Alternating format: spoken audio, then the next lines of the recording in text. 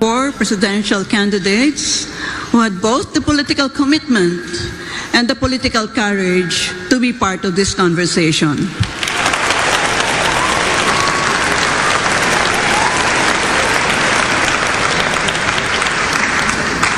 My area of research and expertise is on foreign policy and defense and security, so my first question will be within the rubric of these issue areas. All right. If the Quad were to become a collective security alliance, you, as our country's chief architect of our foreign policy, are you going to make the Philippines as a member of the Quad? Why and why not? Senator Marcos? Yes, I think any of these agreements we should, of course, encourage, as long as it is very clear to us what is the advantage to the Philippines.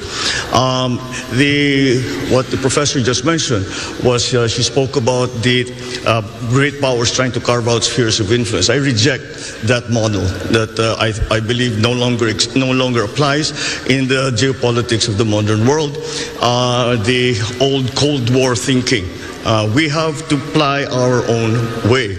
And so it really would depend on what is inside, or what those agreements say that the Philippines what will be doing and what those other partners of ours will be doing for the Philippines. And once again, because we shouldn't think of the old Cold War system, we should always think in terms of the fine line that the Philippines has to tread in all our foreign policy decisions.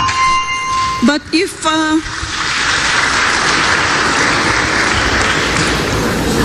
Mr. Marcos, if you reject the concept of spheres of influence, does that mean you're going to scuttle the Mutual Defense Treaty when you become President of the Republic?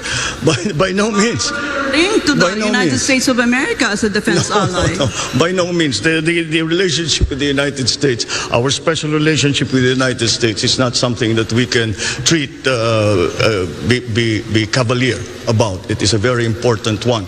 And it has stood us in good stead for over 100 years. And that, I think, will never disappear from the Philippine psyche, the idea and the memory of what the United States did for us and fought with us in the last war. And so that is a specific part of our foreign policy. But then as we approach, we know that we are a hot spot right now. The West Philippine Sea is a hot spot in geopolitics right now. And that is why we still have to find our own line in terms of all of these arrangements. Except the one simple principle is that we will not cede 1 square inch of the Philippines to any country.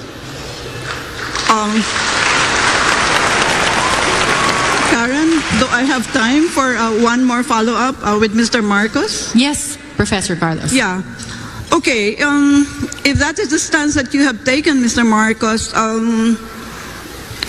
suppose you have a situation where China is trying to, take us in, embrace us within its sphere of influence.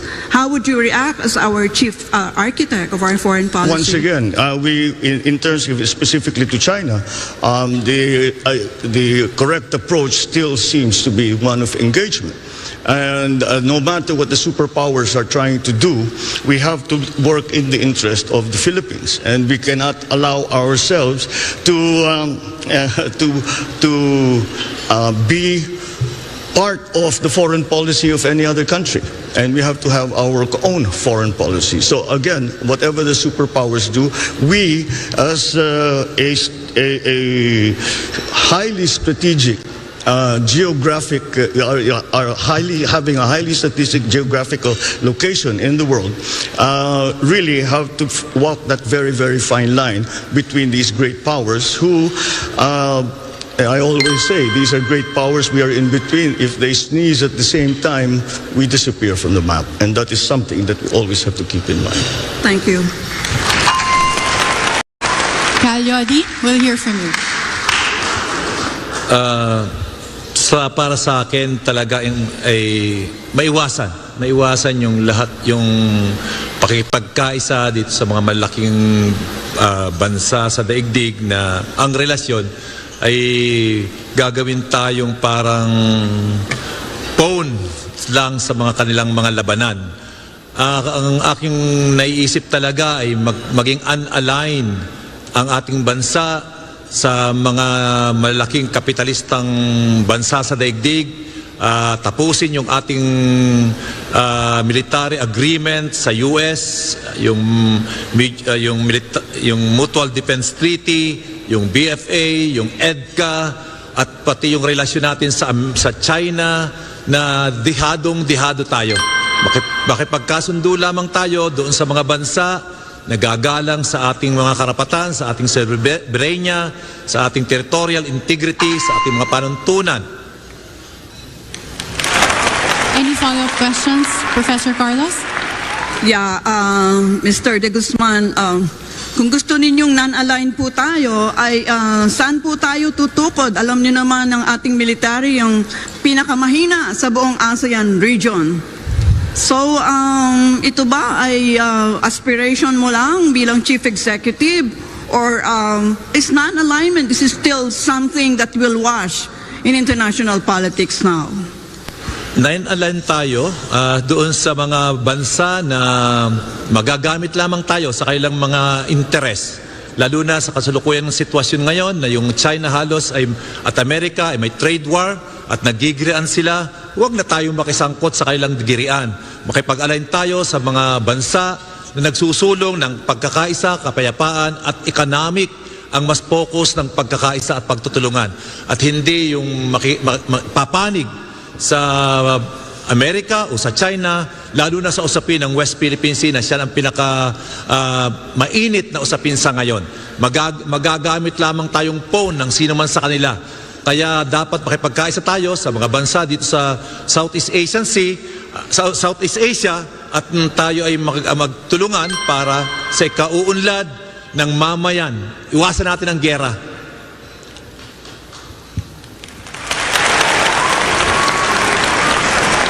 Is there any rebuttal from our candidates?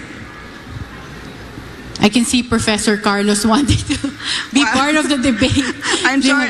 I hope I'm not dominating the questions, Carrie. No, it's Just okay. strike me down, if I need to shut out. Yeah. Yes, we've budgeted the time. If there are no reactions from the candidates to each other's answers, we are allotting the additional time to follow-up questions from our Can I panelists. just do one follow-up with Mr. De Guzman? Of course. Okay. Well, I'm interested in the concept of non-alignment because, I don't know that it's like once upon a time we talked about that. So, sino hong mga bansa kaya ang ating, anong pangalan nila? Ang ating sasamahan dahil sinabi ninyo ay sasama tayo sa mga non-aligned countries because most countries have cast their lots with either the United States of America, with Russia, or with PROC. So, saan tayo? Diyan lang ba tayo nakaupo sa bakod? Ang gusto natin ay hindi dependent, kundi isang independent foreign policy at makikipagkasundo tayo. Hindi naman tayo magpuputol, kundi makikipagkasundo tayo sa mga bansa na re-respeto doon sa ating soberanya at territorial integrity. Mas ganon. At ang mas makakakapit natin sa kasalukuyan, lalo na sa usapin ng West Philippine Sea, ay itong mga Asian country. At yan ang ating makakakampi sa kasalukuyan. At hindi, ayaw ko talaga na pumanig sino man sa kanila, sa Russia, sa China, na nagsusulong lang naman ng kanilang personal na interes at hindi sa interes ng kapayapaan at kaunlaran ng buong daigdig. Salamat po.